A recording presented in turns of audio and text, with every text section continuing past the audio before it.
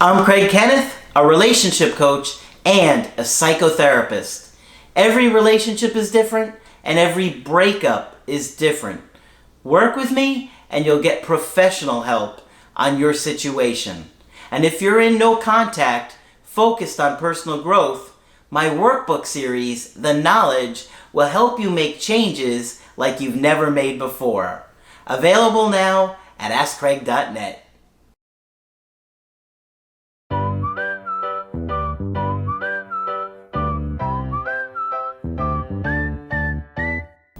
Hi there, I'm Coach Craig Kenneth. And I'm Coach Victoria. And in this video, we're going to be talking to you about resentment leads to breakups. This is something we see very often. Before we begin, I did want to say that Craig and I are available for coaching sessions. So if you would like to talk about your situation one-on-one with us, feel free to book a session on our website. And that's the only way to do it. We won't ever direct message you or email you or anything like that.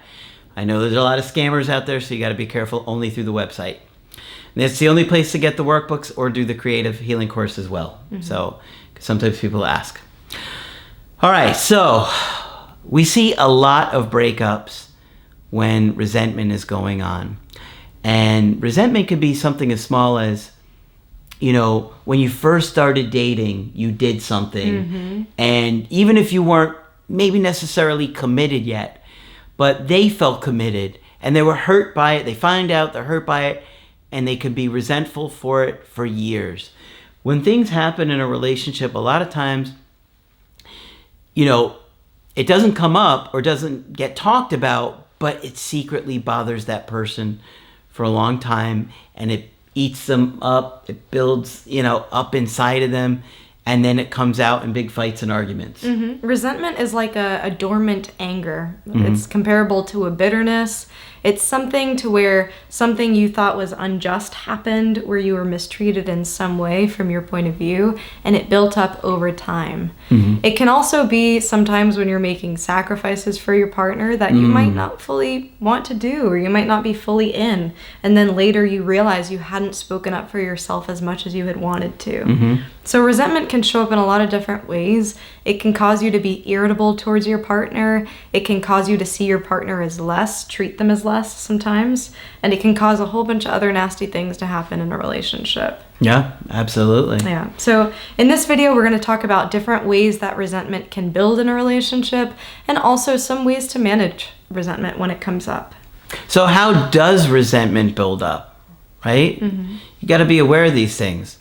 Well, one thing is that if somebody's got some concerns that they haven't voiced to you, maybe some complaints, maybe there's been a pattern that's been happening for a while and they just can't take it anymore.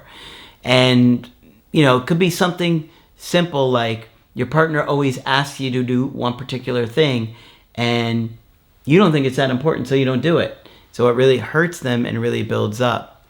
But you know, there are different types of situations that come up and different ways that these resentments happen. Like maybe your partner didn't feel safe to express something to you. Maybe it was something that was difficult for them to share. Maybe it was something related to their childhood that when they opened up like that in their childhood, they got in trouble or ignored. And so now it's not easy for them to share these things with you as an adult. So that's one way. And we also see how the different attachment styles can build up resentment differently. And so for those who are more avoidant, sometimes they suppress their own needs. So the resentment is a bit more self-imposed. They feel like they can't say anything because they're not acknowledging their own needs. And then later on, once their needs, their lack of needs has built up so much, they realize, I can't take this anymore. And it all comes pouring out. What about if you're anxious? For the anxious, they might be not voicing their concerns or complaints or worries out of fear that you will leave. And so they keep it to themselves. They think, well, if I mention it, then they might break up with me. And over time, they're going to build up that resentment, thinking, man, I haven't spoken up for myself. I've let this slide and that slide and that slide when really I wasn't okay with it. You know, I thought they were going to leave. And now I'm so upset that I don't even care if they leave. And we see this a lot with partners who really want commitment. You You know, they won't voice their concern about how they don't feel like their partner is putting in enough effort over and over and over again. You know, they don't bring it up because they think, oh, I'm going to push my partner away. They're going to break up with me. They're going to think I'm pressuring them. And then one day they say, well, I've been wanting to get married this whole time, and now the relationship is over. I'm sorry, I can't do it. Yeah. So resentment shows up in a lot of different ways, and it's different for the attachment styles. Yeah, I had somebody that actually had that this past week where they said, oh, you know, we're never going to get married. And they said, forget it. You know, you've had all this time to propose. You weren't sure. Now I'm done. Yeah. He's in shock. Yeah. Another way that we see resentment show up is a bit the opposite of that too, is when a partner puts a lot of restrictions on you and is really controlling. So if a partner is saying you can't wear this or that, you can't talk to so-and-so, you can't have friends, you can't go out, over time that builds up. You know, in the beginning, maybe it's okay. Maybe you're thinking, well, I care for this person, I don't want to upset them. But over time, those needs build. And so at a certain point, you will say, I haven't seen my friends in years. I haven't talked to so-and-so who's really important to me in so long, or I haven't engaged in this hobby that keeps me alive, you know, this hobby that gives me energy. And so at a certain point, someone breaks and says, well, I can't do this anymore. Yep. Other ways that a partner can sacrifice for their partner is moving.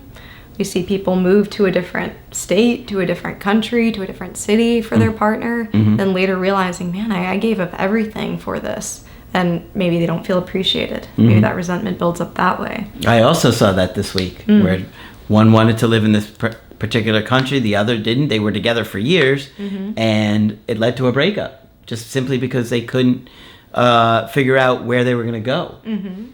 Yeah. And they were both frustrated and angry and resentful towards each other. It happens. Careers, changing your career for a partner. I could have been so successful if it weren't for this relationship.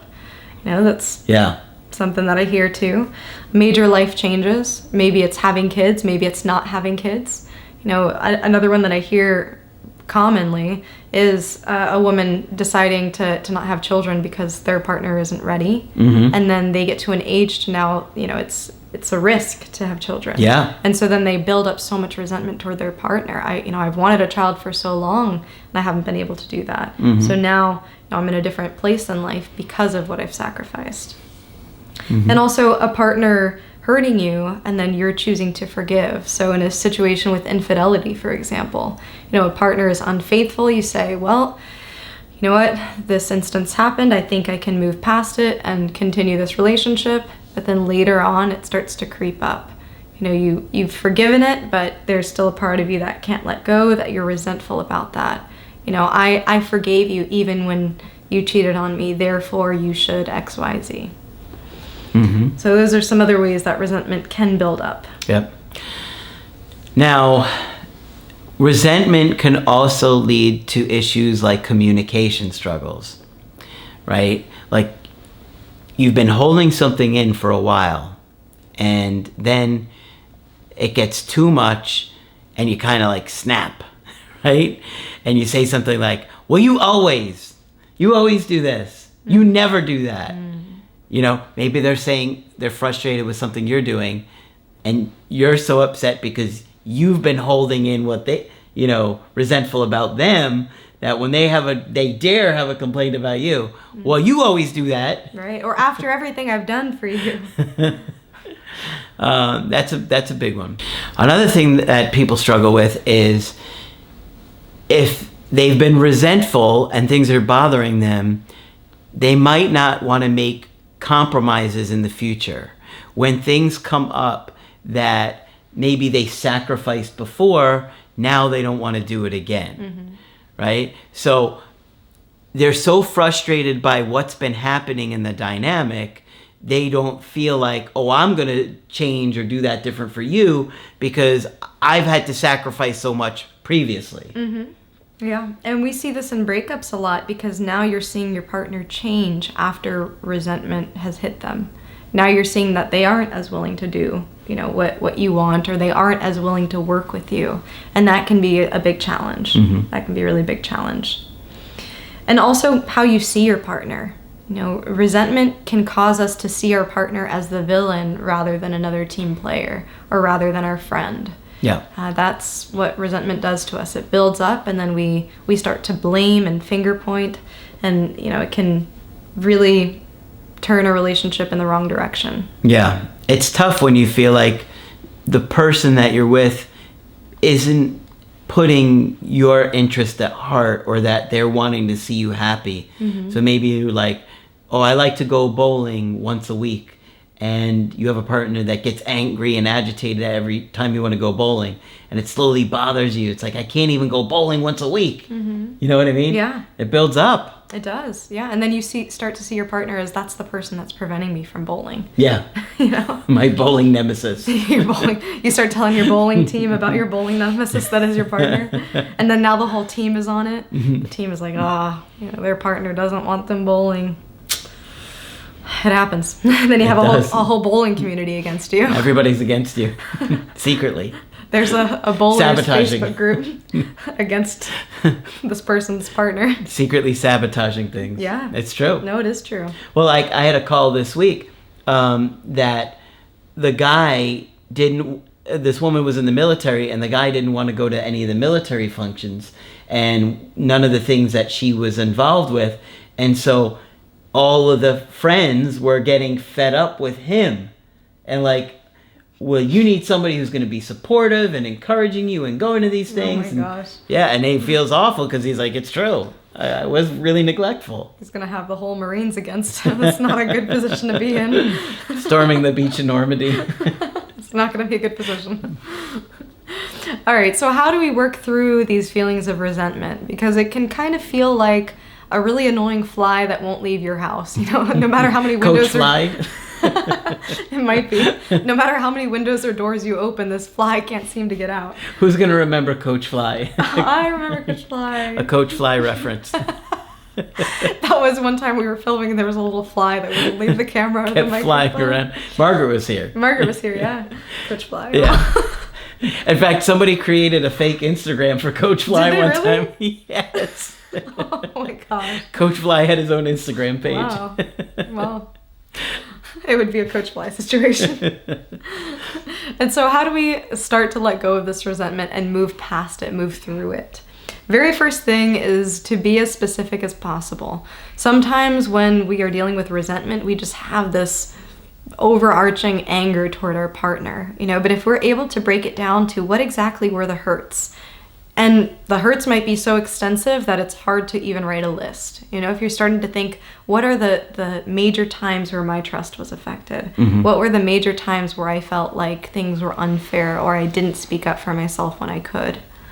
So that's the very first step, is just figuring out where those hurts happened. Next is identifying the underlying need. In a lot of the examples that we gave, there is an underlying need to connect with others, connect with community. Maybe it's connecting with interests.